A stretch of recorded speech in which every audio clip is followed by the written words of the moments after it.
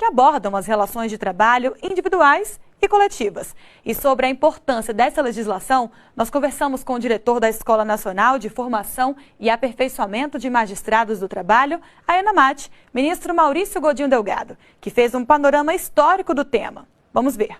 A CLT, ela, como o próprio nome diz, é uma consolidação de uma série de leis que surgiram no país com muita intensidade, como parte de uma política pública explícita e bastante entusiasmada do governo que assumiu o poder no país com a Revolução de 1930. E nesse governo, liderado pelo presidente Getúlio Vargas, foi criado, ainda em outubro de 1930, o Ministério do Trabalho, na época com o nome de Ministério do Trabalho, Indústria e Comércio, como é normal, e a partir daí foram feitas várias leis. Foi estruturado um verdadeiro sistema trabalhista, com várias facetas de grande importância. É claro que com alguns aspectos críticos, que são passíveis de serem criticados, mas no conjunto da obra, foi a primeira vez na história brasileira, em 130 anos, 128 anos de país independente, em que surgiu uma política pública clara de inclusão de homens e mulheres, mulheres e homens, trabalhadores no sistema econômico. E uma inclusão com direitos, porque inclusão sem direitos não é inclusão, é exclusão, uma forma apenas diferenciada de exclusão. É importante lembrar, Luana, que em 2017 a Lei 13.467, conhecida como Reforma Trabalhista, alterou parte da CLT. O ministro Maurício Godinho Delgado também avaliou as mudanças. Vamos acompanhar. A reforma trabalhista é parte de um contexto de tentativa de desconstrução. E, infelizmente, tentativa que obteve resultados reais. Desconstrução do direito do trabalho na sua base, na sua essência.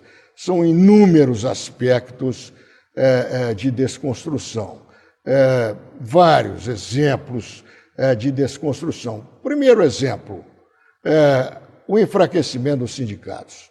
Ora, sem o sindicato, o trabalhador isoladamente não tem como negociar com a empresa. Imagine um trabalhador negociar com uma multinacional que tem um faturamento de alguns bilhões de dólares por ano. Né? Isso é uma coisa impensável. Então, a sociedade humana, ela criou nos últimos 150 anos essa figura nova, que é a figura do sindicato, para equilibrar as condições de contratação coletiva e, através dos instrumentos coletivos negociados, os trabalhadores conseguirem obter novas vantagens, novas proteções. Né?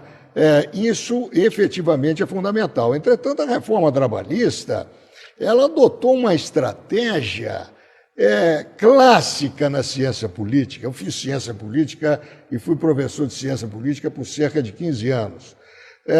Clássica na ciência política. Desde o início da história, há 7.000 anos atrás, até agora, recentemente, nessa lamentável guerra que estamos vendo ali na Europa Oriental, né?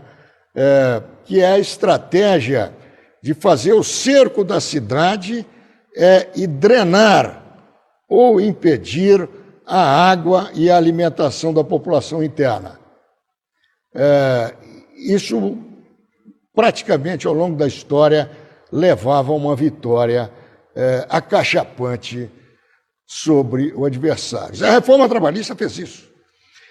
Ela simplesmente eliminou a forma de financiamento do sindicato, que merecia ser criticada, sim, em alguns aspectos, porque favorecia sindicatos sem representatividade. Nesse ponto ela deveria, sim, ser alterada, mas a reforma poderia ter alterado na hora, na mesma lei, criando a chamada contribuição assistencial ou negocial.